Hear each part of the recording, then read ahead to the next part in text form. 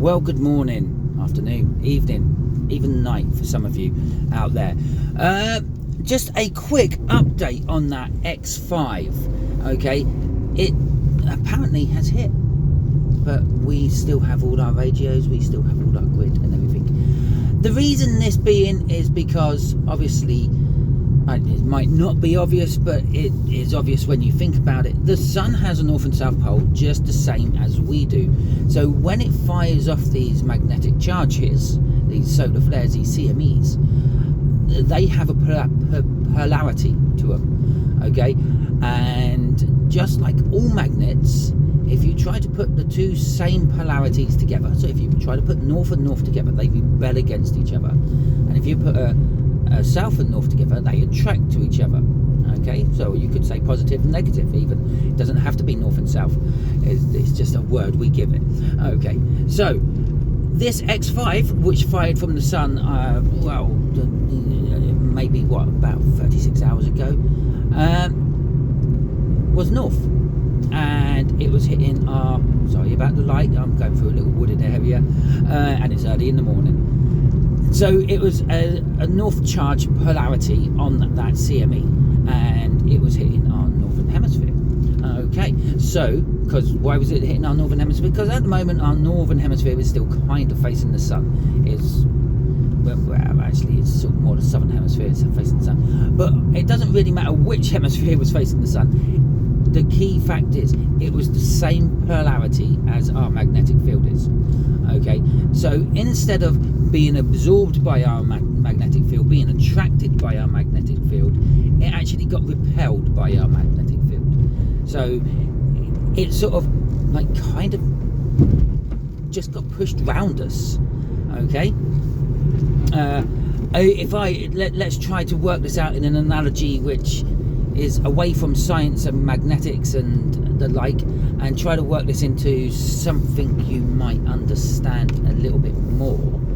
Yeah, imagine you are walking through a swimming pool full of water, okay, and the water is the CME what's hitting us. Now while it's water, yeah, you can walk through it quite easily, but now imagine that this water is starting to stiffen up into jelly, okay, and it's a lot harder to walk through it. Now that's the same sort of thing. When it's the same polarity as our solar field, it's like walking through water. We pass through it nice and easy, not a problem.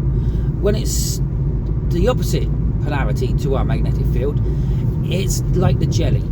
It takes a lot more force. That jelly, as it passes past you, would be like clinging to you and stripping things off you. If you had like loose bits on you, they would peel off and get caught up in the jelly.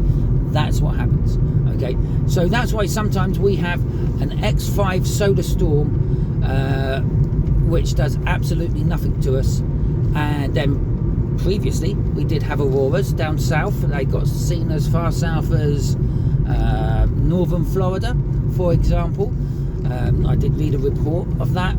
So I didn't actually see them in my neck of the woods because we had cloudy skies at the time. We had a storm over us where I live, and well, I got wet a couple of times going out to have a look, but I didn't actually see it. But the two previous ones, which were lesser magnitude X flares, actually produced the northern lights, made the aurora borealis, or whatever it is actually scientifically called, and and the X5, the bigger one, didn't, because the bigger one was the same polarity as our, that's clever, mate, the same polarity as our magnetosphere, and the two before it, or at least one of the two before it, wasn't. It is possible the first one won't hit, because even though it was called a cannonball CME, one doesn't eat the other. What happens is, as I explained in the previous video, it's like an icebreaker. The first one's the icebreaker going through pack ice, making a channel. Anything what comes after that in quick succession can go faster because the ice is already broken. So it just backs up. So the first one hit, and then immediately after the first one hitting, the second one hit as well. So the first one may have been north and sort of like went round our planet quite nicely, and then the second one might have been south and hit us, so to speak, and created the Northern Lights. Or perhaps they were both southern polarities, and they both helped make the wonderful light show we had last night, or the night before last. Okay, obviously, if you're not watching this the day I've released it, then forget about all the timings I said, because that could be weeks or months ago, maybe even years ago. Depends when you find this video. But in general, that is what happened. And I watch a lot of prepping videos, and I know a lot of them will use that big X5 solar flare to put a bit of clickbait out. I actually saw a couple, and even I saw a Google News report from the BBC. It was on my Google feed from the BBC saying a severe geomagnetical storm.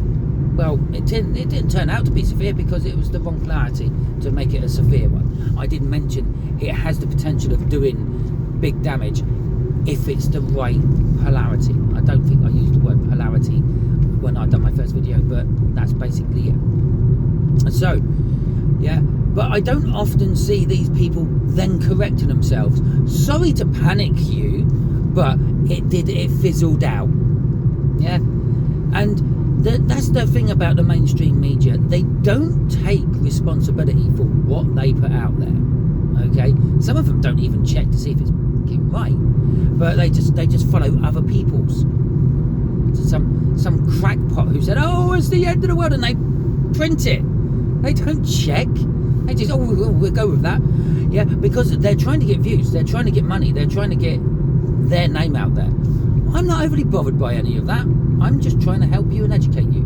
Okay? And so that's why I'm putting out this little video explaining why the things me and other people may have said about that solar flare coming in didn't actually pan out the way we said it might. And again, a lot of us did say it might. The person I got the information off, the person I follow, said it all depends on the polarity of that particular CME, because it has a 50-50 chance of being north or south, depending on what part of the sun it comes from. So that's that. And the other thing, you'd think, well, it came from the northern hemisphere of the sun. I saw pictures of this. I researched it. Yes, it might have come from what we deem as the northern hemisphere as we look at it, but the sun's magnetic poles, they swap quite regularly. Okay, they're in a continuous state of flux. So it doesn't necessarily mean all because it came from the top half of the sun means it was a north polarity or a south polarity.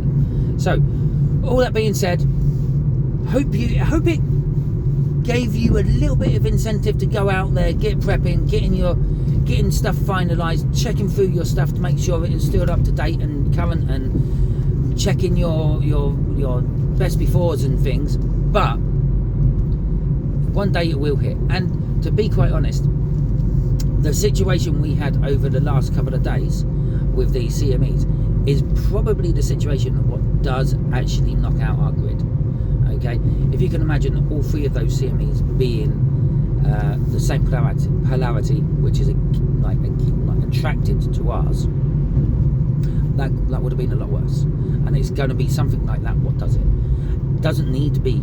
It doesn't need to be a big X5. It doesn't need to be an X10. Okay, it could be 5 or 6 X3s, one after the other. Bang, bang, bang. Yeah, you watch boxing matches, you see sometimes they go in, they give one big punch and the guy's down. Yeah, well, that one big punch is the last of a combination of punches throughout the whole round. Okay, and that's what is going to knock out our our electrical grids and our internet. Okay, some things are more susceptible to it than others. For instance, small solar flares and solar discharges really badly affect our radio communication, because, well, a lot of our radio communication bounce off the upper atmosphere to get it to go further. So with that being said, obviously when our upper atmosphere is under some sort of strain and stress from a CME, it don't work quite as well. Okay, and alternatively, yeah, in other parts of the world when that is happening, the radio signals can actually bounce even further because like the atmosphere is stretched. So and then you have like the internet is a little bit more susceptible to these space weather events because, well, they rely on satellites a lot. Okay, and the closer you get down to the ground, the less likely you are of actually having an effect of one of these things. So just bear that in mind as well. I hope this has made a little bit of sense for you. Hope this has helped you with understanding that sometimes events can happen differently to how people are predicting them. Okay, and hopefully you enjoyed this video. If you did, please feel free, give it a thumbs up. Let me know in the comments what your views are. Okay, I do read every comment I get on this channel. I read every comment I get on my other channel. Luckily for me, both my channels are classed as small. Okay, this one's actually cast as minuscule, tiny, atomic maybe, because it hasn't got many followers. It doesn't get pushed out to many people. Okay, I might only be talking to 2 people because only 2 or 3 people have actually viewed the previous video for this. So, excuse me. All that being said, if you didn't like this video, if you think I'm talking out my arse and talking a load of nonsense, or I can present my videos better, or you don't like the fact that I do it in a van and I'm bouncing all over the place, well, what can I say? I drive along on a lot of like Norfolk country back roads. And the like, well, drop that in the comments as well. Let me know, because unless you let me know, I can't do anything about it. I can't read your mind. Okay, if I could read your mind, and if I could read minds in general, do you think I would be doing videos like this to push out to anyone who watches them? No, I would just read your mind and say, oh, well, you're interested in this stuff, I'll talk to you about it. Okay, so let me know in the comments what it was you don't like about this video. I might be able to put it right. Obviously, if you want to give it the thumbs down, that's entirely up to you. That's your opinion. I don't mind. I'm not one of these snowflakes who get upset about shit like that. And if you see the hype button anywhere, please hit that hype button, because that will help my channel probably more than anything else you can do. Okay, until the next time you're watching one of my videos, just remember, don't be scared, be prepared, because it can happen at any time.